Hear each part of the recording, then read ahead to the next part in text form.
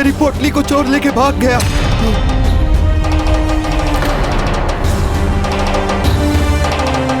हे प्रभु श्री राम, ये कैसा समय आया है? क्या हुआ प्रभु? आपके विचलित होने का क्या कारण है?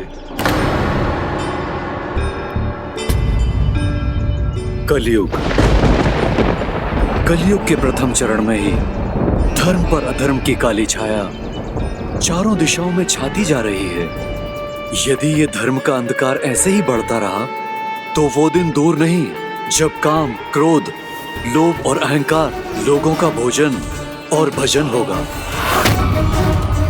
संबंधों की कोई भी मर्यादा नहीं होगी, ना ही कोई किसी का सहारा बनेगा और ना ही कोई आसरा देने वाला होगा, ना ही किसी के प्रति आदर होगा और ना ही किसी का आशीष रहेगा। शिष्टाचार, संस्कार और भक्ति को परिहास का विषय माना जाने लगेगा। दूसरे मनुष्यों से नहीं, सभी को वस्तुओं से ही प्रेम होगा। प्रकृति का विनाश प्राकृतिक आपदाओं और महामारी के रूप में सामने आएगा। सर कोई भी नहीं ढकेगा, किंतु नाक और मुख ढकना अनिवार्य होगा। अविवेक तो तब भी नहीं मिटेगा। मनुष्य जाति तब भी सर्वनाश की ओर बढ़ती रहेगी। धर्म अपने इस पतन को देखने के लिए विवश होगा, किंतु कुछ नहीं कर सकेगा। मेरे प्रभु श्री राम ने अपने सेवक को धर्म की रक्षा करने का कार्य सौंपा है, किंतु इस दायित्व को संभालना असंभव ज्ञात हो रहा है मुझे। इस कलयुग में अधर्म की धारा को अकेले रोकना कैसे संभव होगा? अब जब तक मेरे आराध्य, मेरे प्रभु श्री राम कल की अवतार लेकर पुनः नहीं लौटते, धर्म की रक्षा के लिए मेरा साथ कौन देगा? प्रभु, अब आप ही बताइए, कौन खड़ा होगा मेरे साथ?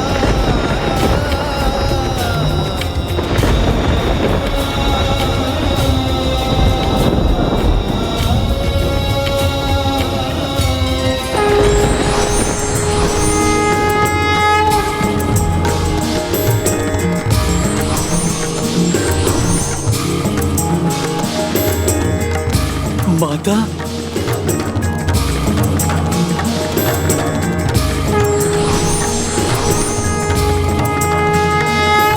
माता, माता, आपके पदचाप का स्वर सुनकर मन शांत हो रहा है। माता, अपने इस भक्त को आप दर्शन दीजिए।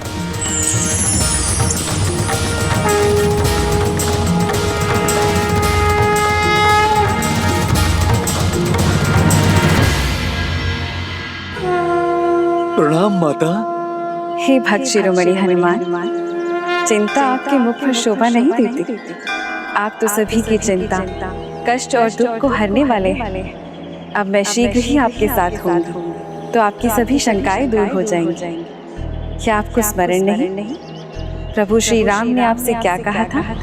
मुझे स्मरण है माता। उन्होंने कहा था, जब तक मेरे प्रभु कल की अवतार लेकर कलयुग में अवतरित नहीं होंगे, तब तक मैं आपके अवतरित होने पर आपका रक्षक और आपका सहायक बनकर रहूंगा।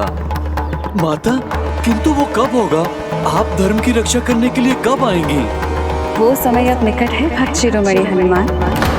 अब मैं जम्बू द्वीप स्थल में शीघ्र ही अवतरित हुई और नियति के अनुसार कलयुग में मेरा आविर्भाव एक धार्मिक निष्ठावान भक्त के द्वारा होगा। और वो भक्त है श्रीधर, और वो भक्त है श्रीधर।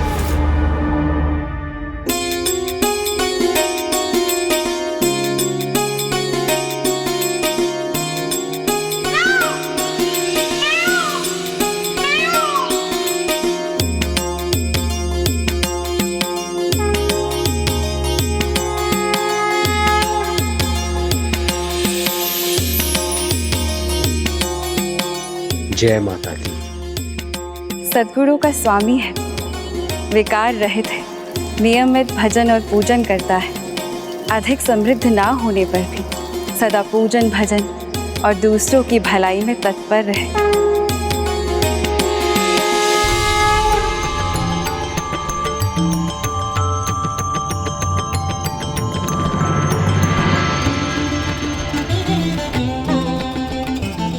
भिक्षाम देहि,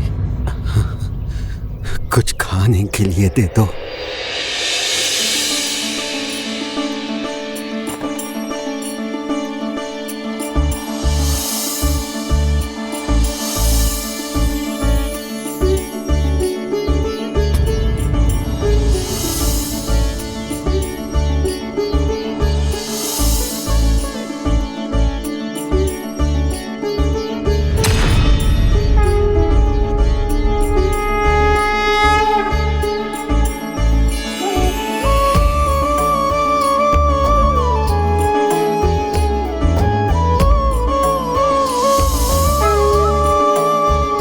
जय माता की। जय माता की।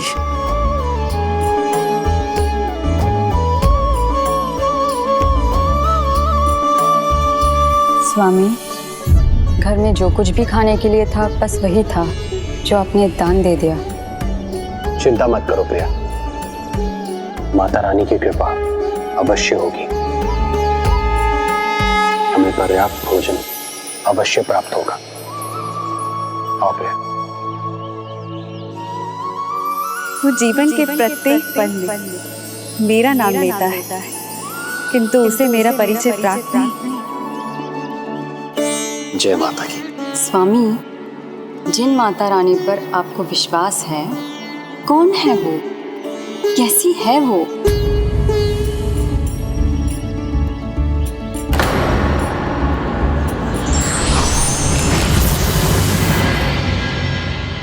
मुझे ज्ञात होता तो मैं आपको अवश्य बताता प्रिया, किंतु माता रानी का स्वरूप मैंने भी नहीं देखा। मैं तो उनका नाम भी नहीं जानता, लेकिन मुझे ये पता है माता रानी अपने भक्तों पर कृपा करती है। माता रानी का नाम मुझे बल देता है, मुझे उत्साह, उमंग और आशा से भर देता है। माता, ये कैसी विचित्रता है। वो भक्त जिसे आपका परिचय भी प्राप्त नहीं, वो आपका इतना अटूट भक्त भला कैसे हो सकता है? भक्ति में भक्त अपने आराध्य को जाने बिना ही उसके आभास मात्र ही उसे पहचानता है। जैसे तुम जन्म से अपने प्रभु श्री राम के नाम की धुन में रमे हुए थे। अब तुम्हें भी कहाँ पता था कि वो कैसे हैं और कहाँ हैं, उनका स्वरूप क्या है। बस राम नाम ही तो लगन थी तुम्हारी। किंतु जिस दिन तुम्हें उनका परिचय प्राप्त हुआ, तुम्हारी भक्ति को एक नई दिशा मिली। माता, मुझे तो ऐसा लगा था जैसे इस हनुमान का जन्म भी उसी दिन हुआ हो। वैसे ही अब भक्त श्रीधर का जन्म होने वाला है। आज हम उसे बस श्रीधर के रूप में जानते हैं, किंतु जब तक उसे मेरा परिचय कराने वाला नहीं मिलेगा, वो मेरा भक्त कैसे बनेगा? और मुझे भक्त नहीं मिला तो कलयुग में मेरा आविर्भाव कैसे होगा? इसीलिए हनुमान, ये अत्यंत महत्वपूर्ण कर्तव्य किसी को तो निभाना ही होगा। माता, मैं समझ गया। ये कर्तव्य मैं अवश्य निभाऊंगा। माता, आप तो बस आशीर्वाद दीजिए मुझे।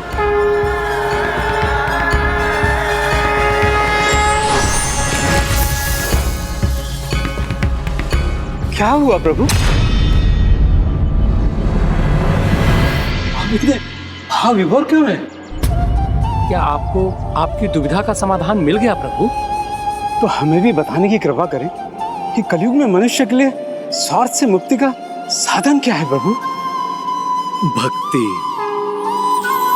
एक ऐसे महान भक्त की भक्ति जिसे मैं शीघ्र जाकर जागृत करूंगा।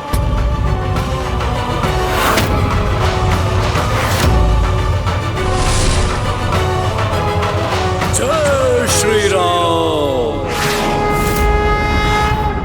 ये कार्य स्वयं हनुमान जी करने वाले थे।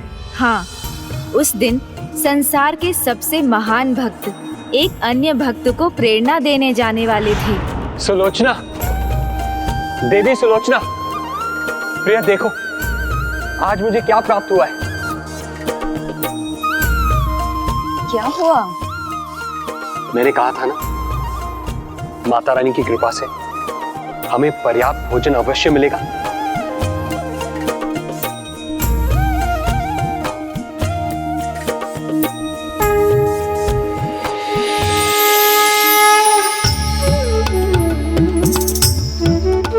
ये देखिए,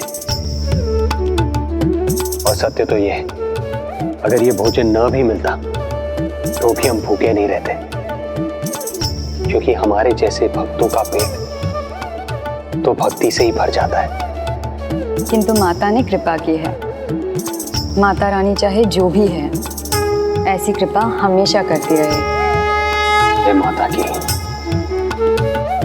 किंतु इतना तो ज्ञात हो जाता कि माता रानी कौन सी शक्ति है, कोई तो ऐसा होता जो मुझे उनकी स्वरूप का परिचय दे सकता।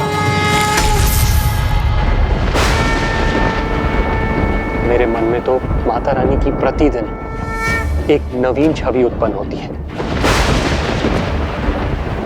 कभी माता रानी मुझे माता भवानी जैसी दिखाई देती है, और कभी माता विद्या सरस्वती जैसी।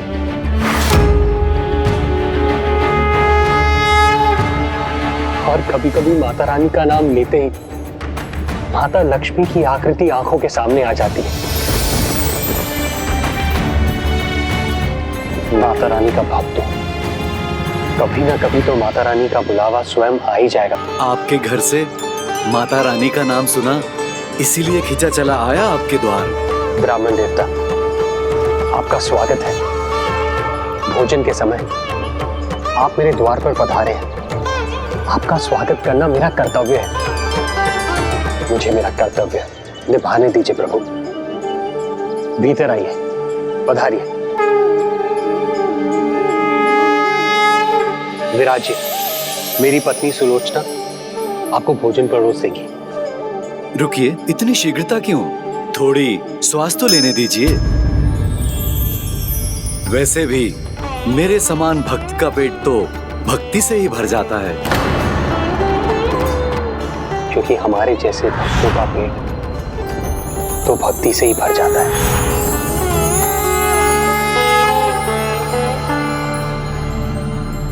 आप तो अंतर्यामी प्रतीत होते हैं। ऐसा लगता है जैसे माता रानी ने स्वयं आपको भेजा हो।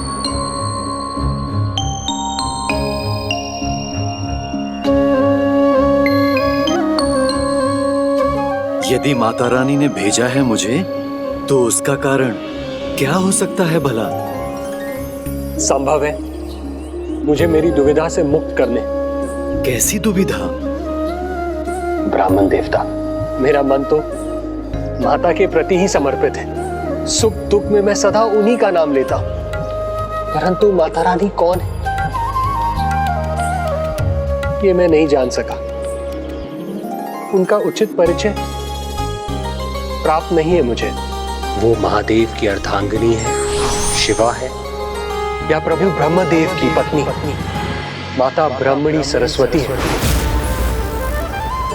अथवा प्रभु नारायण की अर्धांगिनी माता लक्ष्मी नारायणी है।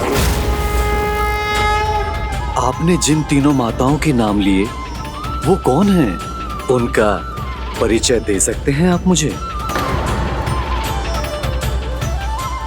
उनका मूल स्वरूप क्या है? क्या है उनका गूढ़ तत्व?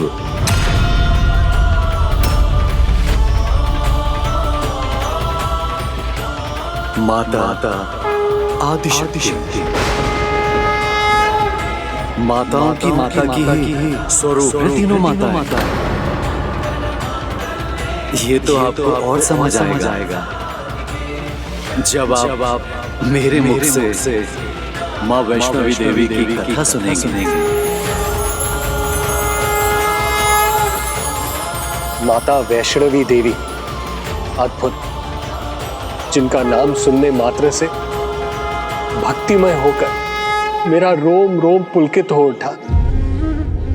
हे ब्राह्मण देवता, बताइए ना, वो कौन है? माता दुर्गा भवानी है या माता लक्ष्मी है अथवा माता सरस्वती की स्वरूप है माता वैष्णवी? आपके मन में जितने प्रश्न घुमड़ रहे हैं उन सभी का उत्तर आपको मिलेगा भक्त श्रीधर। मेरे मुख से माता की श्री कथा ध्यान से सुनिएगा। ये त्रेता युग की कथा है, जब एक अत्यंत समृद्ध राजा रत्नाकर राज करते थे। इतने महान राजा थे रत्नाकर कि राजकाज के सभी कार्य वो प्रतिदिन संध्या में ही करके राजा का रूप त्याग कर एक साधारण भक्त का रूप धारण करते थे। राजा रानी दोनों ही माता शक्ति के महा उपासक थे। माता शक्ति की जय।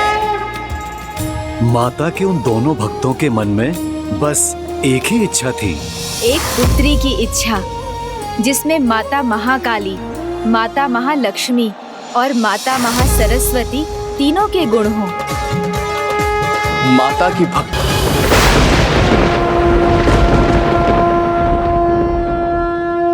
माता शक्ति की जय। माता शक्ति की जय। माता शक्ति की जय।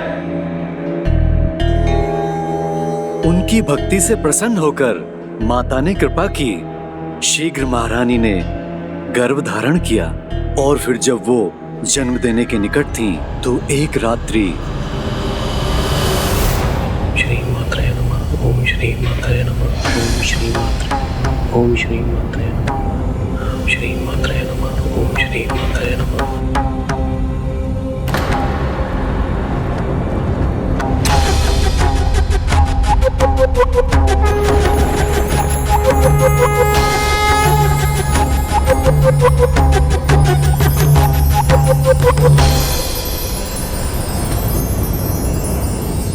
प्रणाम माँ, आपका स्वागत है।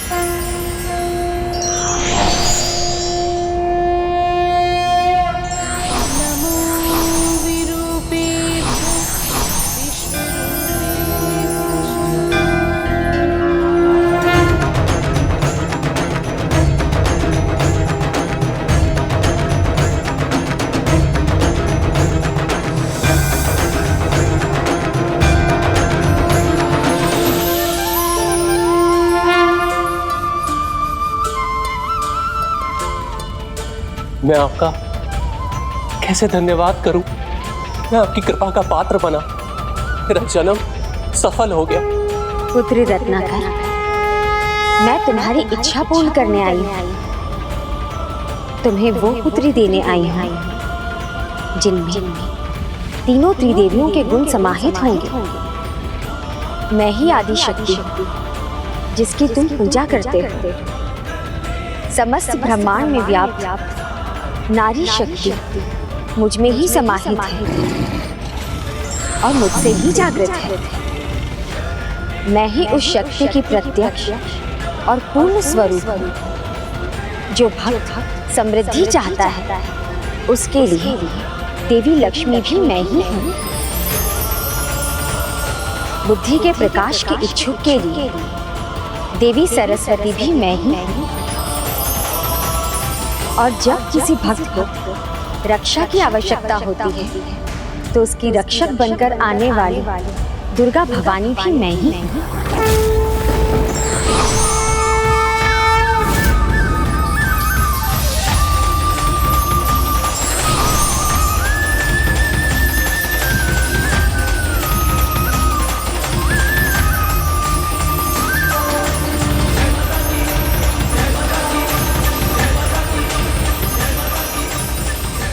आपके दर्शन से मेरा जीवन धन्य हो गया। पुत्री रत्नाकर, मेरे तीनों रूप एक साथ एक नवीन रूप लेंगे। तुम्हारी पुत्री ही होगी मेरी वो स्वरूप।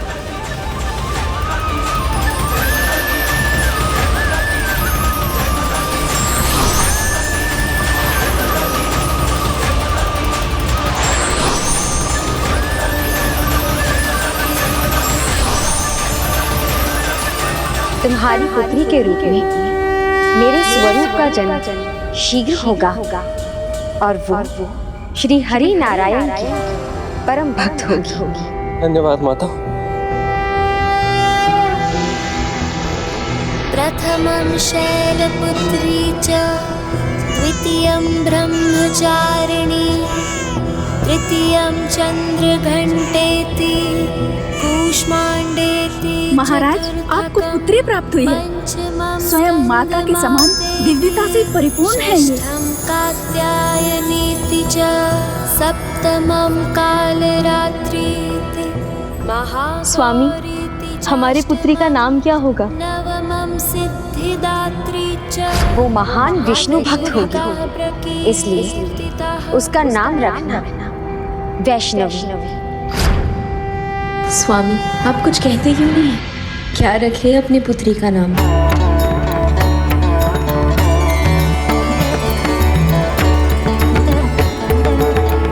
हमारी पुत्री का नाम होगा वैष्णवी। वैष्णवी। वैष्णवी। वैष्णवी।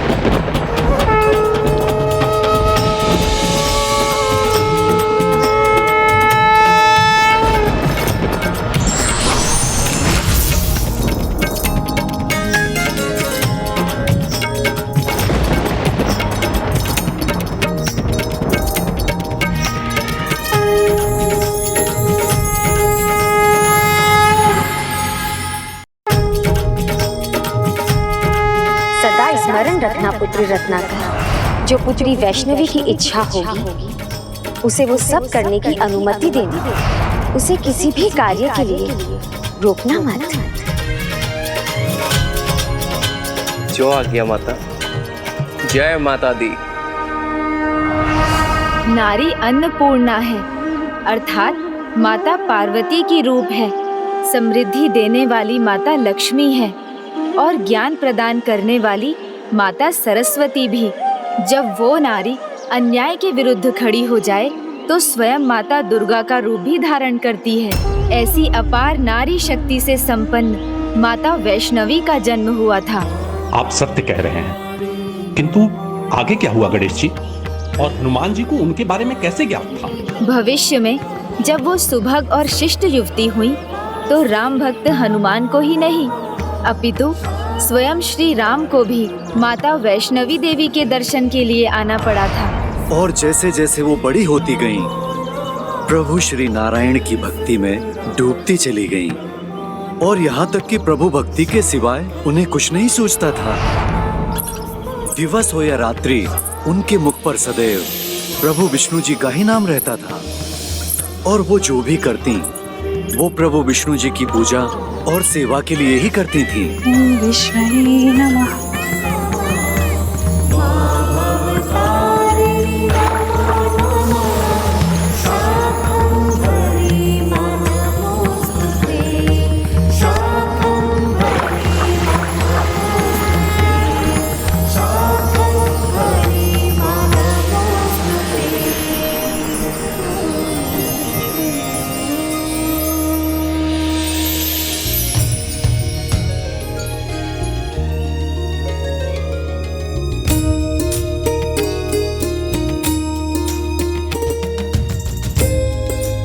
ओम विष्णवे नमः।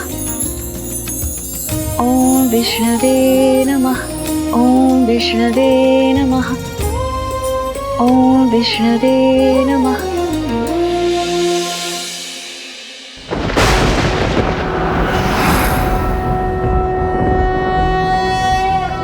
शान्ताकारं भुजगशयनं पद्मनाभं सुरेशं ओम विष्णवे नमः। ओम विष्णवे नमः। लक्ष्मीकान्तं कमलनयनं ओम विष्णवे नमः। वन्दे विष्णुं भवभयहरं सर्वलोकैकनाथम्।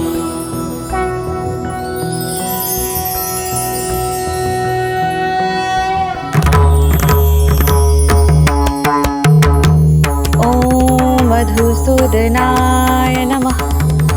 ओम केशवाय नमः। ओम पुरुषोत्तमाय नमः। ओम श्रीमत् नमः।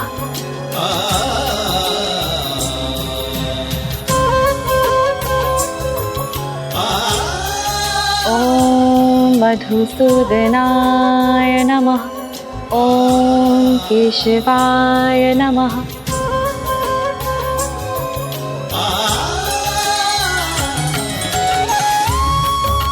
नारायण नारायण, अद्भुत।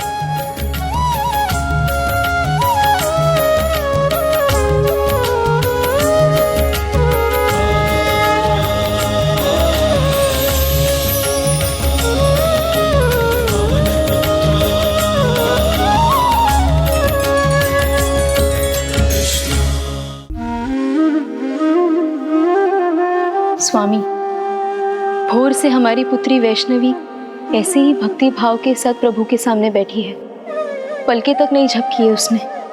हमारी पुत्री विष्णु भक्त है, उसे अपने पूजा का पूर्ण अधिकार है, हमें उसमें हस्तक्षेप नहीं करना चाहिए देवी। दिन बीतते गए और इससे अनभिज्ञ माता उसी प्रकार प्रभु की प्रतिमा के पास बैठी रही।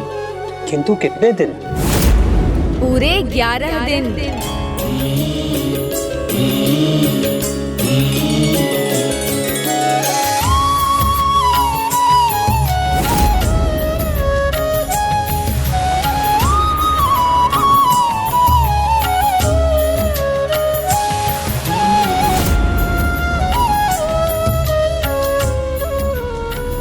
स्वामी, 11 दिन बीत चुके हैं, अन्न जल सब त्यागे बैठी है हमारी पुत्री। कहीं उसे कुछ हो गया तो? उसकी भक्ति पे मुझे भी पूर्ण विश्वास है, किंतु ये तो अब अति हो रहा है, हमें कुछ करना होगा स्वामी। महारानी, भक्ति तो भक्त और प्रभु का सीधा संबंध होता है, उसमें हम कौन होते हैं रोक टोक लगाने वाले? वो पुत्री है मेरी, मैं उसे इस अवस्था में नहीं देख सकती स्वामी, नहीं देख सकती। महारानी,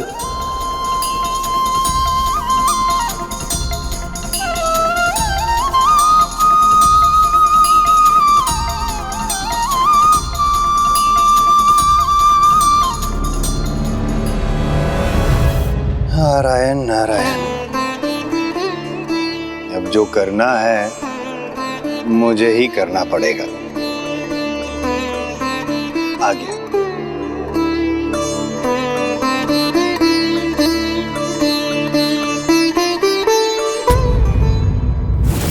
स्वामी, आप उसे नहीं रोकेंगे, किंतु बिना जल और अन्न के ऐसे कितने दिन जीवित रह पाएगी हमारी पुत्री? रहेगी देवी, अवश्य रहेगी। जैसे इस थाल में रखे दीपक बिना घृत के प्रज्वलित हैं, उसी तरह हमारी पुत्री की जीवन ज्योति को कुछ नहीं होगा।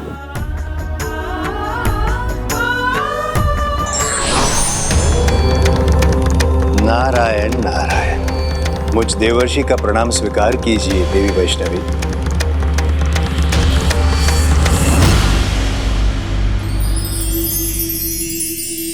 प्रणाम देवर्षि। आपको देखकर मेरे प्रभु के निकट होने का आभास हो गया। प्रभु के परम भक्त के दर्शन पाकर मैं कृतार्थ हुई। नारायण नारायण। क्या आपको प्रभु ने भेजा है? देवी, आपके मधुर स्वर का आकर्षण ही ऐसा है कि मैं स्वयं खींचा चला आया। मेरी भक्ति का आकर्षण, उसका मधुर स्वर मेरे प्रभु तक भी पहुंच पाता तो और भी अच्छा होता देवर्षि। नारायण नारायण। देवी, आपकी भक्ति के मधुर स्वर की गूंज प्रभु के निकट अवश्य होगी। उन्होंने भी आपको उनकी भक्ति में इस प्रकार अन्न जल का त्याग कर बिना पलक झपकाए डूबे हुए अवश्य देखा होगा। किंतु मैं तो बालपन से मेरे प्रभु की आराधना कर रही हूँ, तो मेरे प्रभु मुझे दर्शन देने क्यों नहीं आए देवर्षि? क्या हुआ देवर्षि? क्या इसका कोई अन्य कारण है? देवी, कदाचित आपको ज्ञात नहीं कि प्रभु श्री हरि नारायण ने अयोध्या नरेश श्री राम का अवतार लिया है।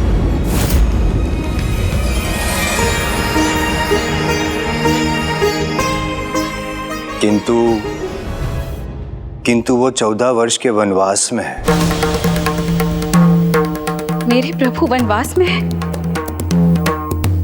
मैं भी बन जाऊंगी उनसे भेंट करूंगी, उनकी सहायता करूंगी, उनके सुख दुख को अपना बनाकर उन्हें दूर करूंगी, उनके सुख दुख की संगनी बनी, उनकी पत्नी बनूंगी। हाँ, मैं उनसे विवाह करूंगी।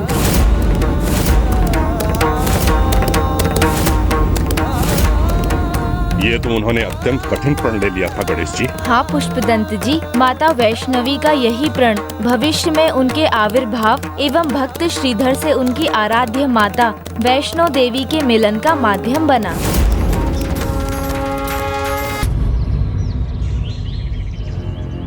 मैं वैष्णवी प्रभु श्री राम से विवाह करूंगी।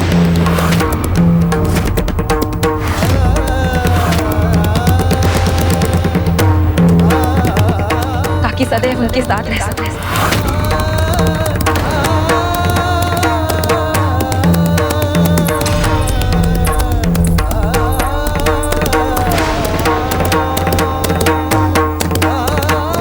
किंतु प्रभु श्री राम ने तो एक पत्नी व्रत धारण किया है। ये कैसे संभव था? माता वैष्णवी देवी का विवाह प्रभु श्री राम से? क्या उनकी इस इच्छा से प्रभु श्री राम के मन में दुविधा उत्पन्न नहीं हुई? ये प्रश्न तो भक्त श्रीधर और उनकी पत्नी देवी सुलोचना के मन में भी थे। प्रभु श्री राम का विवाह तो वनवास के पूर्व ही माता सीता के साथ हो चुका था। रावण देवता, माता रानी को किसी ने रोका नहीं। माता रानी जब निर्णय लेती हैं तो किसी के भी रोकने का प्रश्न ही नहीं उठता। चिंता मत करिए महारानी, सब कुशल होगा। पुत्री वैष्णवी को कुछ नहीं होगा। जय श्री राम, जय श्री राम, जय श्री राम, जय श्री राम।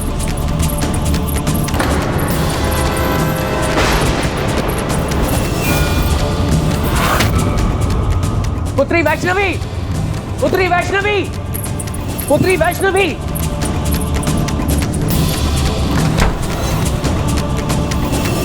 पुत्री, पुत्री, पुत्री वैष्णवी। सब ठीक तो है ना? पुत्री वैष्णवी।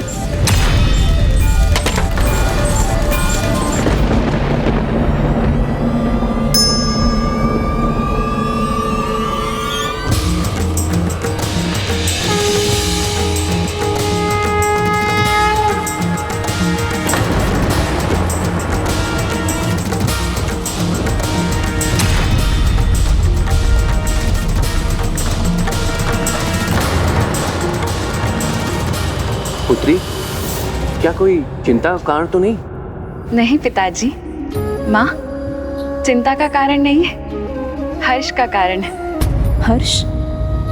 किंतु तुमने ये वेशभूषा क्यों धारण की है?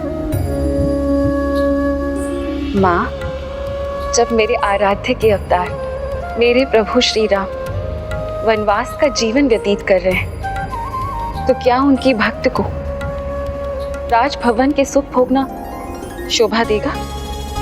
कदापि नहीं। ये तो मेरा सौभाग्य होगा। सुख दुख में प्रभु के साथ रहूंगा। मुझे आशीर्वाद दीजिए।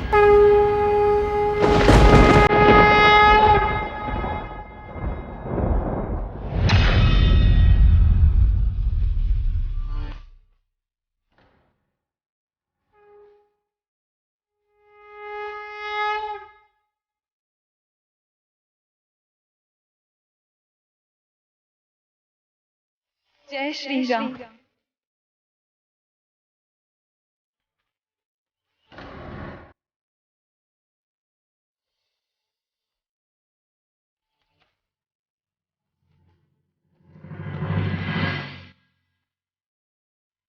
जय श्री राम।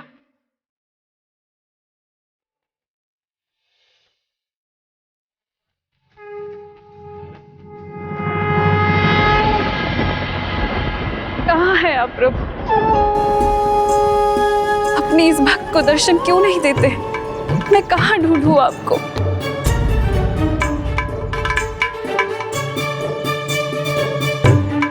मेरा मार्गदर्शन कीजिए प्रभु, मुझे आग तक पहुंचने का मार्ग दिखाने की कृपा कीजिए।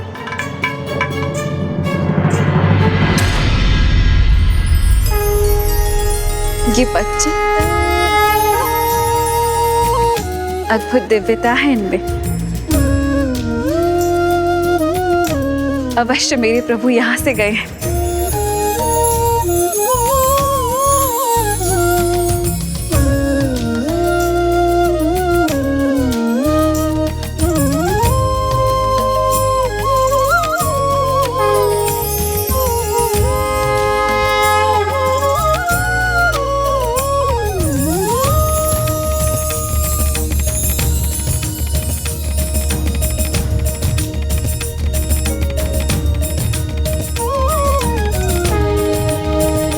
मेरे प्रभु श्री श्री राम, श्री श्री राम। वहां के आगे कभी प्रभु के पद चिन्ह तो कभी उनके स्पर्श का आभास उन्हें मिलता रहा, और माता रानी देवी वैष्णवी आगे बढ़ती रही।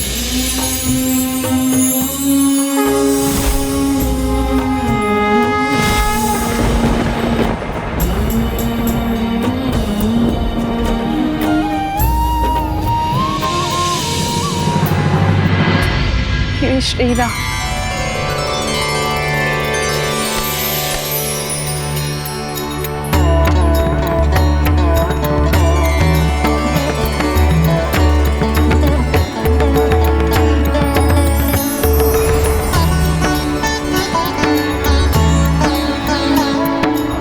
इसी प्रकार माता रानी देवी वैष्णवी प्रभु श्री राम के पद चिन्हों को देखते हुए पंचवटी से किष्किंधा पहुंची। हाँ,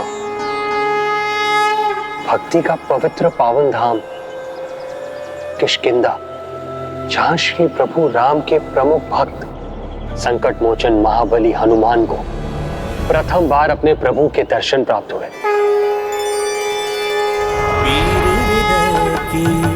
किसको सुनाए आज व्यथित रघुराई, कैसे ज्योति को दे बोलो नयन स्वयं ही विदाई। हाँ, उसी दिन भक्त को अपनी भक्ति का उद्देश्य मिला, अपने प्रभु के चरणों में अपना ठौर मिला। श्री श्री राम।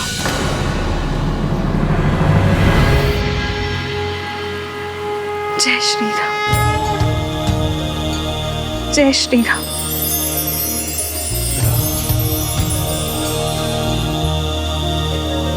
श्री श्री राम।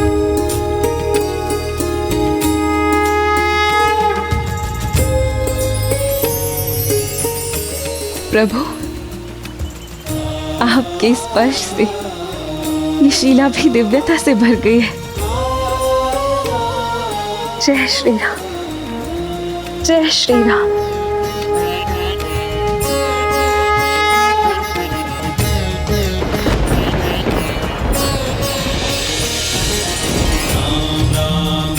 श्री राम राम राम राम राम राम राम श्री राम। प्रभु, मेरे प्रभु श्री राम, मैं धन्य हुई प्रभु।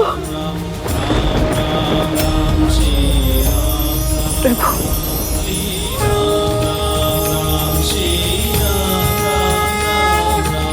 प्रणाम प्रभु।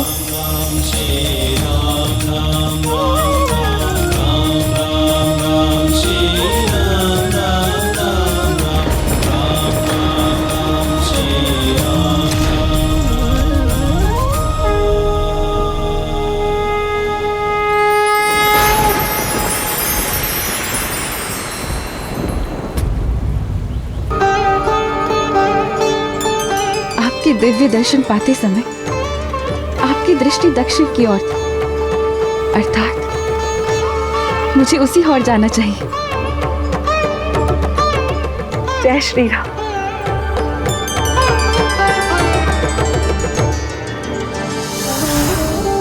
जब भक्त को दिशा मिल जाए तो वो विलंब नहीं करते, माता रानी देवी वैष्णवी उसी क्षण दक्षिण की ओर बढ़ गईं।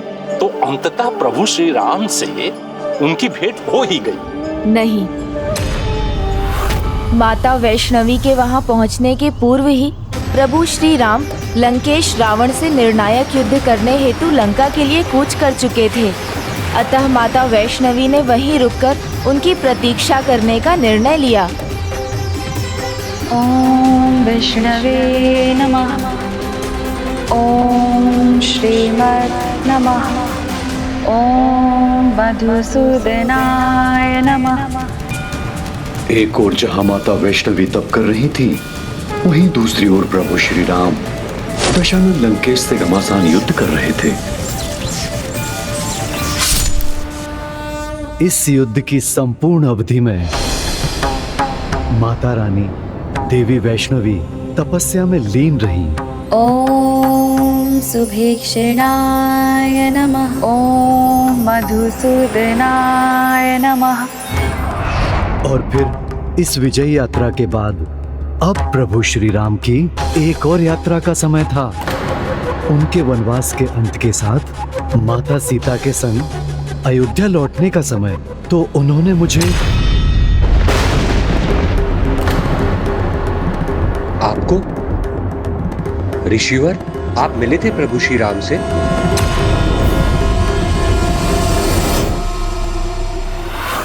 मेरा अर्थ है प्रभु श्री राम ने भक्त हनुमान को पहले ही भेज दिया, जिससे वो जाकर प्रभु के भ्राता भरत को सूचना दे सकें और तब पुष्पक विमान पर आरूढ़ होकर प्रभु माता सीता और श्री लक्ष्मण जी के साथ अयोध्या के लिए निकले। किंतु प्रभु श्री राम ने तो पुष्पक विमान में उड़ान भरी और माता वैष्णवी देवी धरती पर उनकी प्रतीक्षा कर रही थी। तो प्रभु ने उन्हें कैसे देखा? आशा और विश्वास से सब संभव हो जाता है। माता रानी भी विश्वास को स्थिर रख प्रभु की प्रतीक्षा में तपस्या करती रहीं। ओम पुरुषोत्तमाय नमः। ओम सुभीक्षणाय नमः। ओम श्रीमद् नमः। ओम केशवाय नमः। ओम मधुसूदनाय नमः।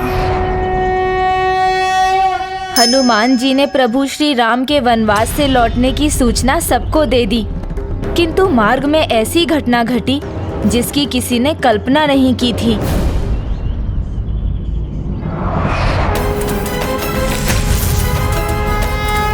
प्रभु क्या हुआ? आपने विमान क्यों रोक दिया है? मैंने नहीं रोका हनुमान। ये कार्य किसी अदृश्य और दिव्य शक्ति का है। प्रभु आप मुझे अनुमति दीजिए, मैं अभी इसका रहस्य ज्ञात कर लेता हूँ। ओम सुभीक्षणाय नमः। ओम पुरुषोत्तमाय नमः। कौन है यहाँ जो प्रभु के भक्ति भाव में इतनी डूबी हुई है? ओम पुरुषोत्तमाय नमः। ओम रामाय नमः। ओम पुरुषोत्तमाय नमः।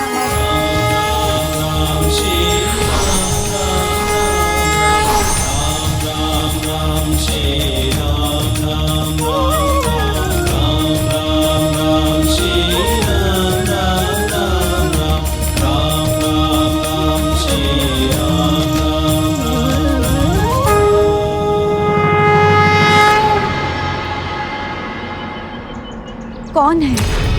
कैसी दिव्य शक्ति है स्वामी, जिसने हमें भी यहाँ थाम दिया? इसका रहस्य क्या है, ये तो हमें हनुमान ही बता सकते हैं।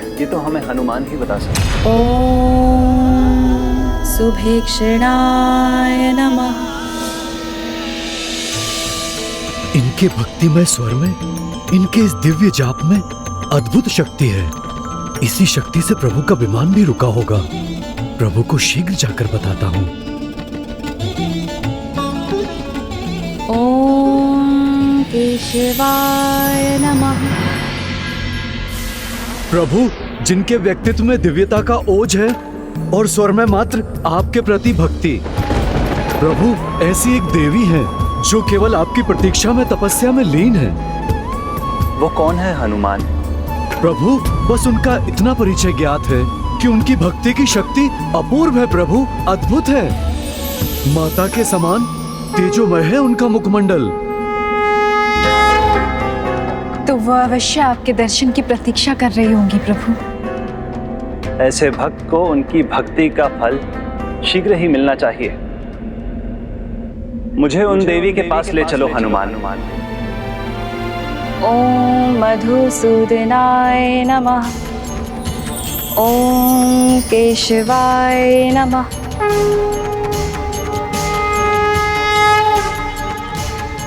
ओम केशवाय नमः। ओम विष्णवे नमः। ओम श्रीमद् नमः। ओम मधुसूदनाय नमः। ओम मधुसूदनाय नमः।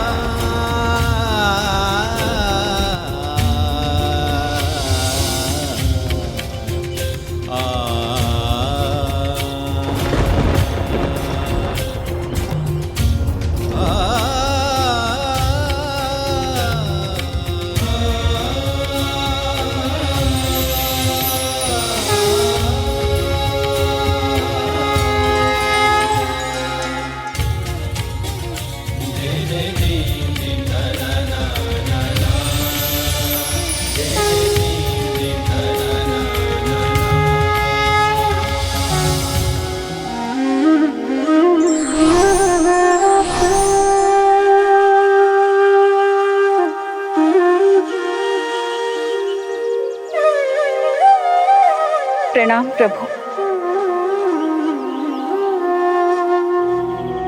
मेरी तपस्या सफल हुई। आपके दर्शन पाकर मैं कृतार्थ हुई प्रभु। प्रणाम प्रभु, प्रणाम। नहीं देवी, उठिए।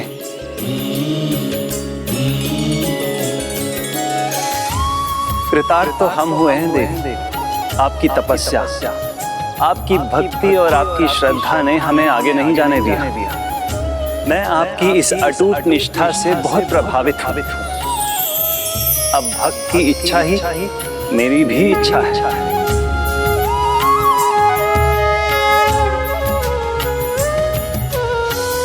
प्रभु के दर्शन तभी इच्छाओं का अंत है प्रभु। मैं तो बस आपके चरणों में रहने की इच्छुक हूँ। आपकी सहभागिनी बनकर,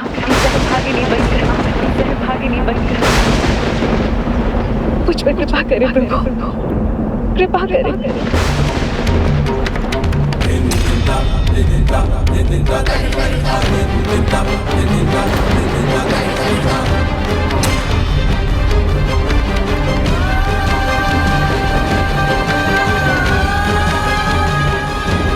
क्षमा कीजिए देवी, ये संभव नहीं है। मैं वचनबद्ध हूं।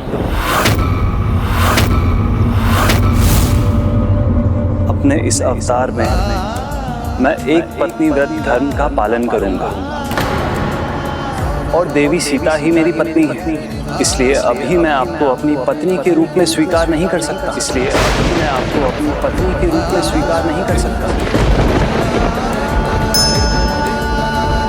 क्षमा कीजिए देवी, मैं वचनबद्ध हूं और देवी सीता ही मेरी पत्नी है। इसलिए अभी मैं आपको अपनी पत्नी के रूप में स्वीकार नहीं कर सकता। किंतु आप चिंता न करें, समय आने पर आपको आपकी तपस्या का फल अवश्य प्राप्त होगा। आपके आराध्य प्रभु श्री हरि नारायण आप पर कृपा वर्षा अवश्य करेंगे।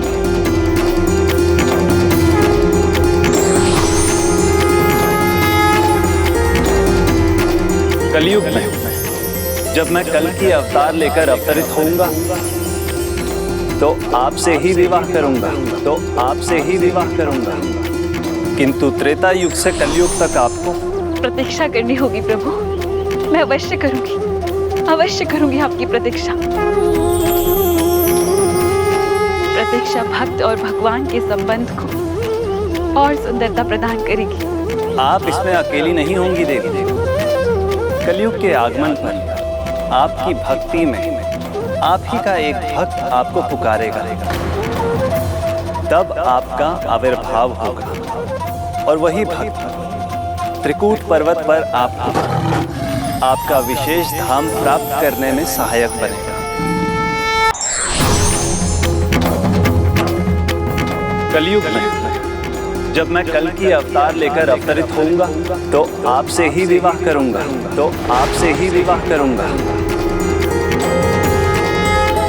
मैं अवश्य करूंगी आपकी प्रतीक्षा। कलयुग के आगमन पर आपकी भक्ति में आप ही का एक भक्त आपको पुकारेगा, तब आपका आविर्भाव होगा और वही भक्त त्रिकूट पर्वत पर आपका विशेष धाम प्राप्त करने में सहायक बनेगा। और मेरे परम भक्त श्री हनुमान सदैव अपने लंगूरिया रूप में आपकी रक्षा हेतु उपस्थित रहेंगे। त्रिलोचन कुटुंबिनी माता, आपके पावन धाम की और आपके पवित्र तीर्थ स्थान की रक्षा करने के लिए मैं सदैव तत्पर रहूंगा। जब तक मेरे प्रभु कल की अवतार धारण कर नहीं लौटते, मैं सदा आपका रक्षक बनकर वहीं पर रहूंगा। माता, आपके उस दरबार में जो भी भक्त सच्चे मन से और भक्ति से आपके दर्शन करने आएगा, आपकी कृपा उस पर होगी, उसकी इच्छा अवश्य पूर्ण होगी। आपके भक्त आपको माता रानी, माता वैष्णो देवी के नाम से जानेगा।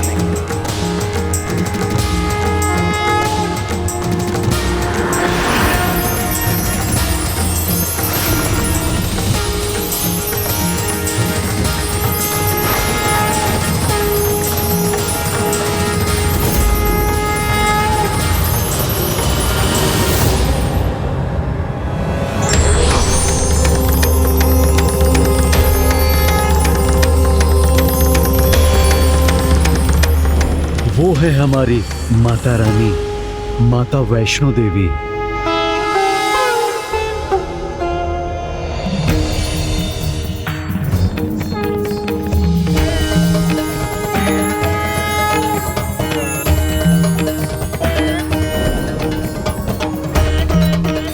अद्भुत है माता रानी, अद्भुत है उनकी महिमा। अब मुझे ज्ञात हुआ, मेरे मन में जिनकी आकृति बसती है वो कोई और नहीं, माता वैष्णवी है। वो माता जिनमें तीनों माताओं का स्वरूप समाहित है। माता रानी सर्वथा अद्भुत हैं, सत्य हैं। और तब से कितने युग बीत गए, कलयुग भी आ गया, किंतु माता वैष्णवी आज भी प्रतीक्षा में है। और ये प्रतीक्षा केवल अपने प्रभु की नहीं, अपितु अपने महान भक्त की भी है।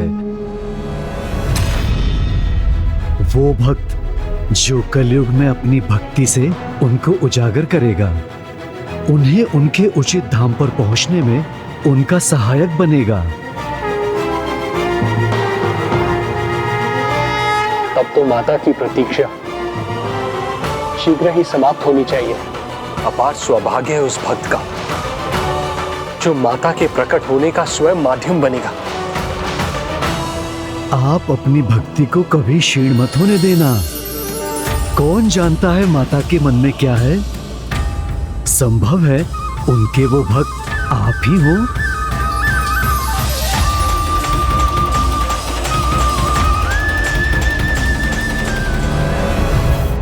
इस प्रकार हनुमान जी ने भक्त श्रीधर को माता रानी का परिचय करा दिया और उन्हें एक संकेत भी दिया।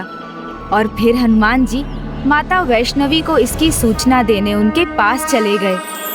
माता रानी, मैंने अपना कार्य कर दिया। आपके भक्त को आपका परिचय प्राप्त हो गया है। माता, आपके भक्त श्रीधर आपकी महिमा जान गए हैं।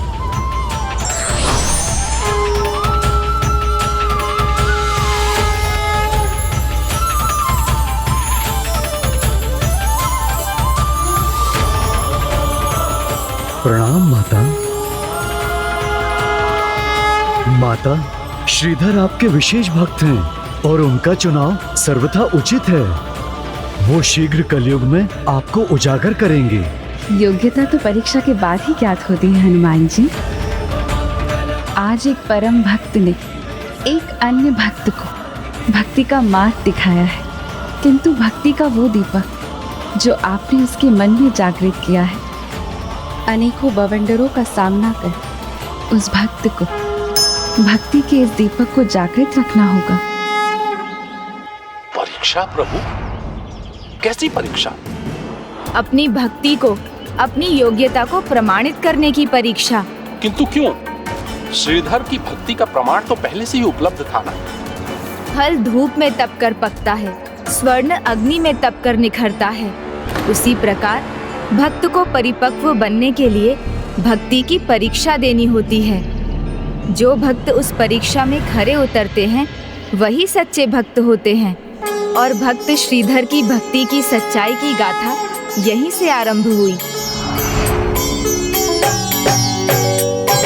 जग जननी जय जय, माँ जग जननी जय जय। भयहारिणी भवतारिणी, भयहारिणी भवतारिणी, भवभामिनी जय जय। माँ जग जननी जय जय। प्रणाम माता रानी।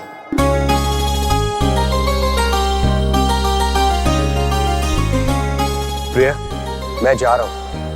बाहर भोला भैया और नयन सुख जी मेरी प्रतीक्षा करते होंगे। रुकिए स्वामी, चुनरी लेकर ही जाइए, बस वो तैयार होने ही वाली है।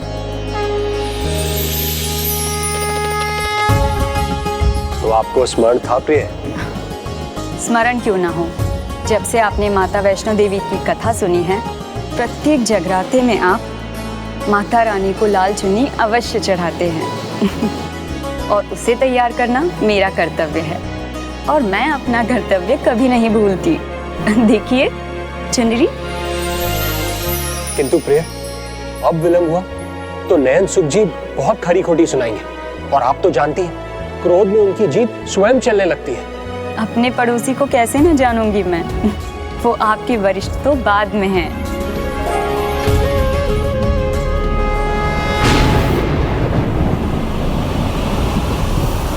नयन सुख नाम है हमारा, तो नयन सुख है भी। बड़े बड़े राजा महाराजा पानी भरते हैं मेरे आगे। अरे भाग्यवान, विलंब हो रहा है हमें। अंग वस्त्र लेकर आओ शीघ्र हमारा।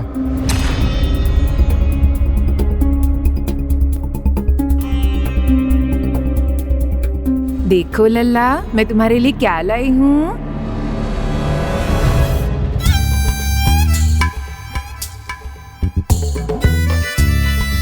मेरा प्यारा लल्ला। भाग्यवान, विलंब हो रहा है। विलंब तो मुझे हो रहा है अपने लल्ला को भोजन देने में। देखो लल्ला, मैं तुम्हारे लिए क्या लाई हूँ। मेवा है मेरे प्यारे लल्ला के लिए, है ना? नहीं नहीं, मुंह से निकालो अंगूठा। माँ, आप मुझे वचन दो कि मेवा चावल के बाद अच्छे अच्छे मिष्ठान भी दोगी ना माँ? हाँ, दोगी ना? हाँ हाँ, खिलाऊंगी ना, अवश्य खिलाऊंगी। मैंने अपने हाथों से जो बनाया है।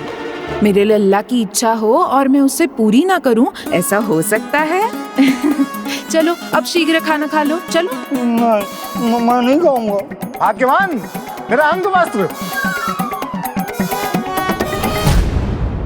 हाँ, अच्छा है ना?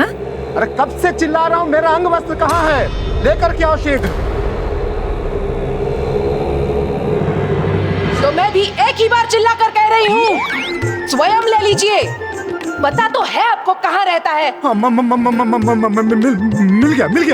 मिल गया। मिल गया भाग्यवान, मिल गया। मुझे आने की आवश्यकता है? नहीं नहीं, आपको आने की आवश्यकता नहीं है। मिल गया अंगवस्त्र।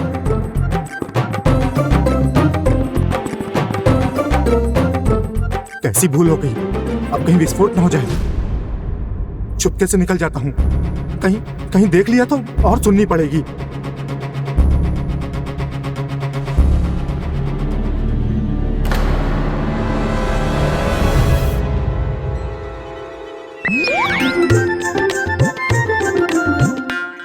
छिपते छिपाते कहाँ चल दिए? ध्यान से सुनिए, अगली बार लल्ला को खाना खिलाते समय मुझे पुकारा ना तो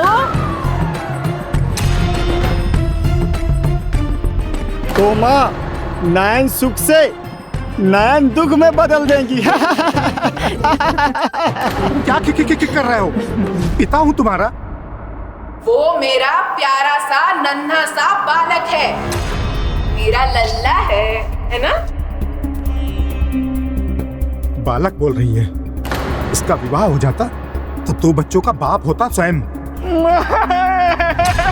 माँ देखिए ना पिताजी को, आपके लल्लू को क्या कह रहे हैं? नहीं, मैंने कुछ नहीं कहा। मैं तो बस ये कह रहा था कि जगराते में समय से आ जाना। जगराते में विलंब से आना ठीक नहीं, ठीक है?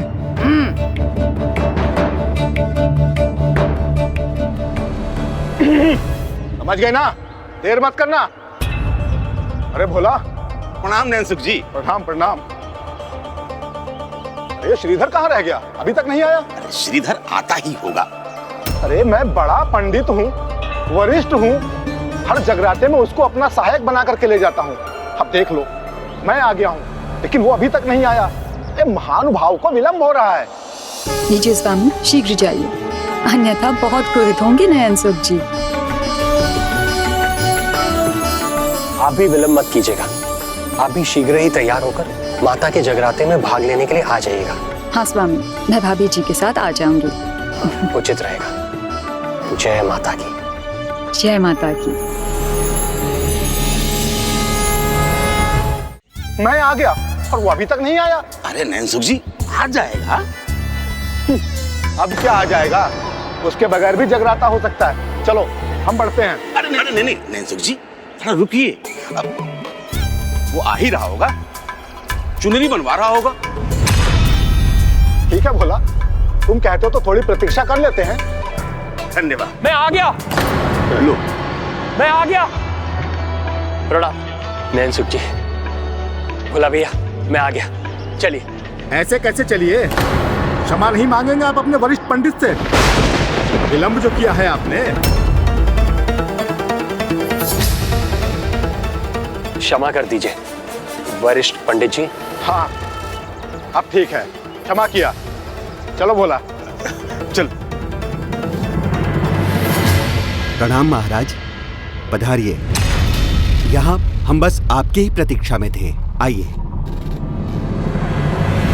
प्रणाम कीजिए, किंतु इधर वरिष्ठ पंडित मैं हूँ, ये तो सहायक है मेरे, अर्थात चेले हैं। प्रणाम भाई, चलिए पधारिए।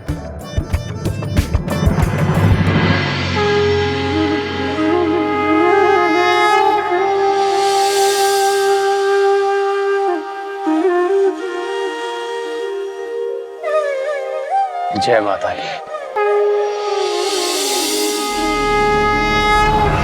शीघ्रता करनी होगी, बहुत शीघ्रता करनी होगी। माँ, इतनी शीघ्रता किस लिए कर रही हो? अरे क्या करूं लल्ला, शीघ्रता नहीं की तो वो श्रीधर की पत्नी सुलोचना आ धमकेगी। उसकी कोई संतान भी नहीं है, तो शुभ कार्य में मैं उसके साथ क्यों जाऊं? क्या करूं? दया तो आती है सुलोचना पर, किंतु कितनी दया करूं उस पर? जब भी उसका मुंह देख लेती हूँ तो कोई कार्य सफल ही नहीं होता।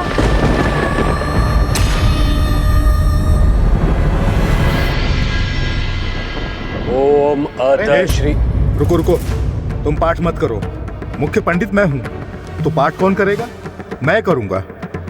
तुम आचमनी पकड़ो और दीपक में घृत डालो।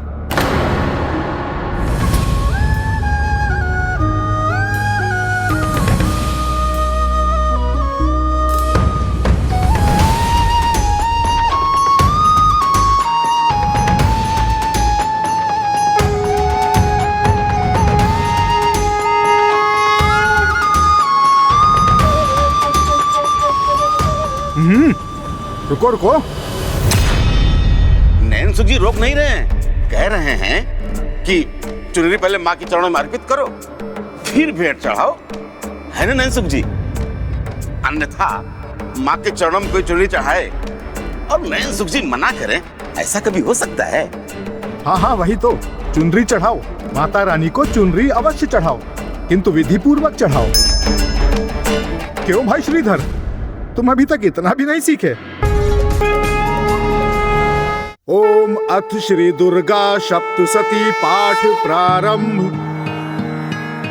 या देवी सर्वभूतेषु शक्ति रूपेण संस्थिता नमस्तस्ये नमस्तस्ये नमस्तस्ये नमो नमः। या देवी सर्वभूतेषु शक्ति रूपेण संस्थिता नमस्तस्ये नमस्तस्ये नमस्तस्ये नमो नमः। या देवी सर्वभूतेषु शक्ति रूपेण संस्थिता नमस्तस्ये नमस्तस्ये नमस्तस्ये नमो नमः। या देवी सर्वभूतेषु शक्ति रूपेण संस्थिता नमस्तस्ये नमस्तस्ये नमस्तस्ये नमो नमः।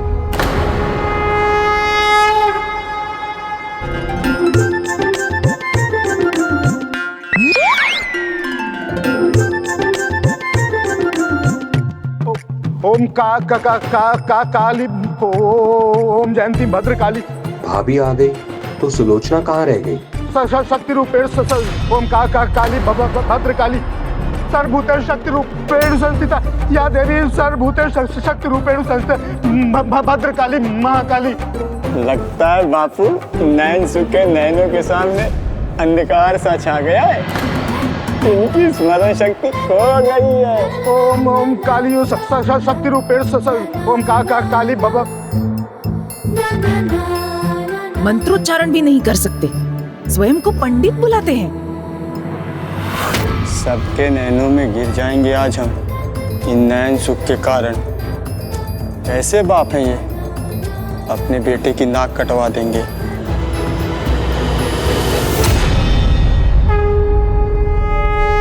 ओम जयंती मंगला काली भद्रकाली कपालिनी दुर्गा क्षमा शिवा धात्री स्वाहा स्वधा नमोस्तुते।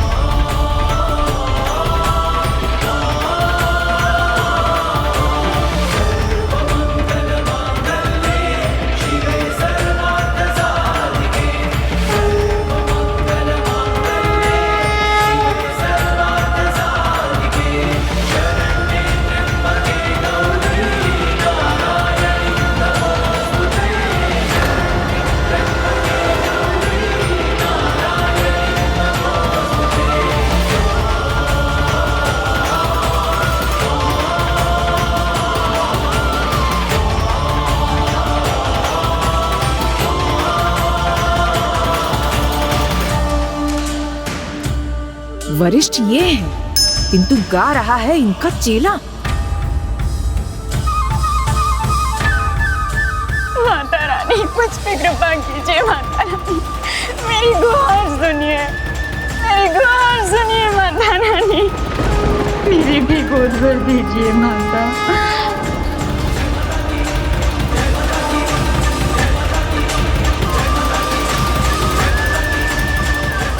सुलोचना कहाँ है? आई तो अवश्य होगी, किंतु दिखाई क्यों नहीं दे रही है?